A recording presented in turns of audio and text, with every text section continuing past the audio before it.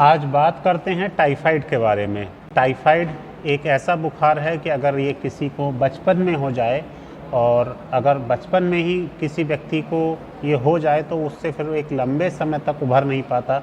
ऐसा नहीं है कि ये सिर्फ बच्चों को ही होता है, ये किसी भी उम्र के व्यक्ति को हो सकता है। और अगर ये किसी भी व्यक्ति को हो जाए तो एक बहुत लंबे समय तक उसकी इम्यूनिटी वीक बनी रहती है और शरीर में कमज़ोरी बनी रहती है। और आज हम बात करेंगे इसी के बारे में। तो सबसे पहले हम जानेंगे कि इसके लक्षण क्या हैं। और इसका लक्षण है, सबसे महत्वपूर्ण लक्षण है सिर में दर्द होना। जिस व्यक्ति को टाइफाइड की प्रॉब्लम होती है उसके सिर में जो है काफ़ी तेज़ दर्द होता है और उसको या तो कॉन्स्टिपेशन रहेगा, कब्ज रहेगी, या लूज मोशन डायरिया हो जाएगा। इसमें से कोई एक चीज़ रहेगी। साथ ही साथ उसको बुखार काफ़ी तेज़ आएगा, 103 से 104 फ़ारेनहाइट डिग्री तक उसको बुखार होगा। और भूख का अभाव रहेगा, उसको भूख जो है बिल्कुल कम लगेगी या ना के बराबर लगेगी। साथ ही साथ उसके सीने पे लाल रंग के निशान आ सकते हैं या दिख सकते हैं। उसको थकान काफ़ी लगेगी, साथ ही साथ ठंड काफ़ी महसूस होगी। और इसके अलावा उसको अपनी बॉडी में पूरी बॉडी में दर्द महसूस होगा, या किसी पर्टिकुलर एक स्थान पर हाथ में उसको दर्द महसूस हो सकता है या पैरों में इसको दर्द महसूस हो सकता है। और साथ ही साथ इस वजह से, यानी कि हाथ पैरों में दर्द की वजह से और लूज मोशन की वजह से और भूख के अभाव से उसको कमज़ोरी भी हो सकती है।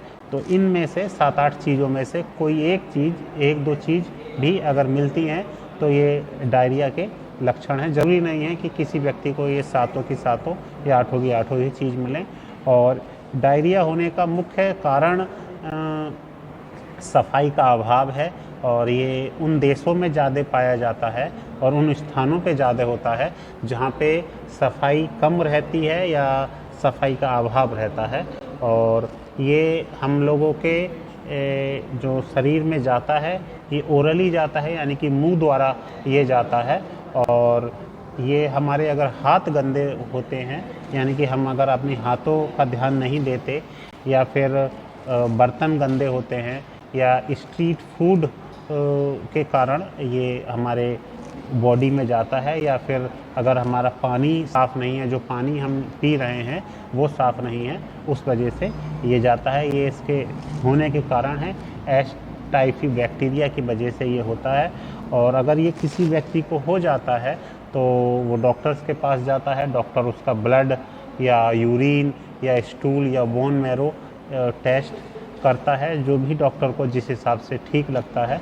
और अगर ये आपके परिवार में किसी व्यक्ति को हो जाए या आपके हो जाए तो आप एक बार एलोपैथ मेडिसिन्स लेने से पहले अपने घर पे ही कुछ घरेलू नुस्खों का प्रयोग कर सकते हैं और कुछ सावधानी रख सकते हैं। तो आज हम आपको बात बताएंगे या कि हम किस चीज़ के या क्या क्या हम मेडिसिन्स लें और क्या क्या सावधानी रखें। तो सबसे पहले तो आप ये, क्योंकि हमारे आंतों पे प्रभाव डालता है, जब हम कोई चीज़ खाते हैं तो जो गंदा खाद्य पदार्थ होता है या हमारे हाथ गंदे होते हैं या पानी पीने का गंदा होता है तो हमारी जब आंतों में जाता है तो सबसे पहले तो आपको ये ध्यान रखना है कि आपकी आंतों पे बहुत ज़्यादा प्रेशर ना पड़े, इसलिए आप थोड़ा कम कम खाएं और कम कम अंतराल पर खाएं। अगर आप एक बार में ज़्यादा खा लेंगे तो आपकी आंतों पे बहुत ज़्यादा प्रेशर पड़ेगा, तो इसलिए कम कम खाएं। और ऐसा नहीं कि कम खाएं तो फिर आपने सुबह खाया फिर शाम को खाया तो वीकनेस आएगी। तो कम खाएं और कम कम अंतराल पर खाएं, यानी कि थोड़ी थोड़ी देर बाद खाते रहें, लगभग 1-1, 1.5-1.5, 2-2 घंटे बाद।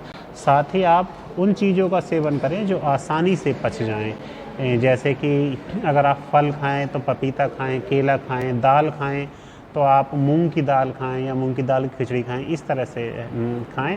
और ये जब डायरिया, इसमें डायरिया भी होता है तो डायरिया की वजह से अगर किसी व्यक्ति का अधिक पानी का लॉस होता है, वाटर का लॉस होता है, तो उसको तरल पदार्थ ज़्यादा लेने चाहिए। साथ ही साथ मांस का या तली भुनी चीज़ों का या ऐसी चीज़ों का परहेज करना चाहिए, ऐसी चीज़ों से बचना चाहिए जो मुश्किल से पचे। और घी, मक्खन, डेयरी प्रोडक्ट भी नहीं लेने चाहिए क्योंकि ये भी मुश्किल से पचते हैं। और आप अपने हाथ साफ़ रखें और खाना खाने से पहले, सोच के बाद आप हाथ ज़रूर साफ़ करें। साथ ही साथ आप जो को जैसे मैंने बताया कि आप फल में पपीता या केला खाएं। दाल आप कोई सी भी दाल खाएं, लेकिन आप अगर मूंग की दाल का सेवन करें तो ज़्यादा फ़ायदेमंद रहेगा, चाहे वो मूंग की दाल हो या मूंग की दाल की खिचड़ी हो। दही बहुत फ़ायदेमंद है, लेकिन अगर किसी व्यक्ति को बुखार या फिर खांसी या जुखाम हो रहा हो या जोड़ों में दर्द हो रहा हो तो ऐसी स्थिति में दही का सेवन ना करें। और साथ ही साथ स्ट्रीट फूड से बचें, और आप अपने घर के बर्तनों में भी ये देख लें कि वो ठीक से साफ़ हुए हैं या नहीं, क्योंकि अगर आप हाथ अच्छे से साफ़ कर रहे हैं और खाना अच्छे से पका रहे हैं, लेकिन अगर घर के बर्तन भी आपके साफ़ नहीं हैं, उनमें कहीं साबुन लगा रह गया है या गंदगी लगी रह गई है, तो भी जो है कोई फ़ायदा नहीं होगा। और घर के खाने को ही वरीयता दें, स्ट्रीट फूड ना खाएं। साथ ही साथ आप अपने खाने में लहसुन, लौंग और तुलसी का सेवन बढ़ा दें। अगर आप लहसुन, लौंग, तुलसी का सेवन करेंगे तो फ़ायदेमंद होगा। और लहसुन आप किसी भी रूप में खा सकते हैं, खासकर दाल में डाल के खाएं तो फ़ायदा होगा।